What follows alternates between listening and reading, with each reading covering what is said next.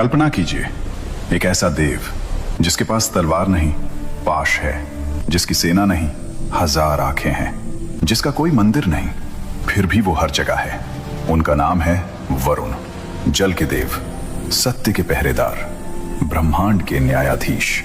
अब कल्पना कीजिए, इसी देव ने एक बार खुद एक ऋषि की पत्नी का अपहरण किया। न्याय का रक्षक खुद अपराधी बन गया और उस ऋषि के क्रोध ने पूरा समुद्र सुखा दिया।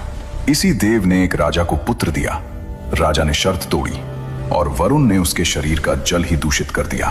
रावण ने इसी देव के महल में विजय स्तंभ लगाया, लेकिन उसी समुद्र के किनारे उसका सर्वनाश हुआ। और इसी देव ने एक टूटे हुए ऋषि को मृत्यु से वापस खींचा, क्योंकि वो ऋषि उसका पुत्र था। आज की इस यात्रा में आप जानेंगे वरुण देव की वो कहानियां जो ग्रंथों में दबी रह गईं। ये उस देव की गाथा है जिसने ब्रह्मांड का न्याय थामा हुआ है, और जो देव भुला दिए गए पर उनका पाश आज भी कसा हुआ है। सोचिए, ऋग्वेद के जमाने में इंद्र भी वरुण के बराबर नहीं थे। वरुण देव महर्षि कश्यप और माता अदिति के पुत्र हैं। वो 12 आदित्यों में से एक हैं। उनकी पत्नी का नाम है गौरी। उनका वाहन है मकर, एक दिव्य जीव जो मगरमच्छ और मछली का मिश्रण है। और उनका सबसे प्रसिद्ध अस्त्र है पाश, वो दिव्य रस्सी जो हर झूठे को, हर पापी को, हर धोखेबाज को जकड़ लेती है। वरुण देव सिर्फ जल के देव नहीं हैं, वो ऋत के रक्षक हैं। ऋत यानी ब्रह्मांड का वो सत्य और नियम जिसके बिना सूरज नहीं उगता, नदियां नहीं बहती, जीवन नहीं चलता। वरुण उस नियम के पहरेदार हैं। वरुण देव का राज्य है समुद्र लोक, वो महल जो समुद्र की गहराई में है, जहां मोती हैं, शंख हैं, दिव्य प्रकाश है, जहां हर नदी का पानी जाकर वरुण देव को प्रणाम करता है, जहां नाग देव, जलचर और जल के सभी जीव वरुण की सेवा में रहते हैं। और इस महल में वरुण देव का एक विशेष दरबार लगता है, जहां हर आत्मा का हिसाब रखा जाता है, जहां यह तय होता है किसने सत्य बोला, किसने असत्य, किसने धर्म का पालन किया, किसने नहीं। वरुण देव के पास 1000 आंखें हैं, ऋग्वेद कहता है, और उन 1000 आंखों में से एक आंख आप पर भी है, हमेशा। दोस्तों, जब हम शिव की बात करते हैं तो त्रिशूल याद आता है, जब इंद्र की बात करते हैं तो वज्र याद आता है, और जब वरुण की बात आती है तो याद आता है पाश। लेकिन पाश है क्या? पाश एक दिव्य रस्सी है, लेकिन ये कोई साधारण रस्सी नहीं। ये उस ब्रह्मांडीय सत्य से बनी है जिसे झुठलाया नहीं जा सकता।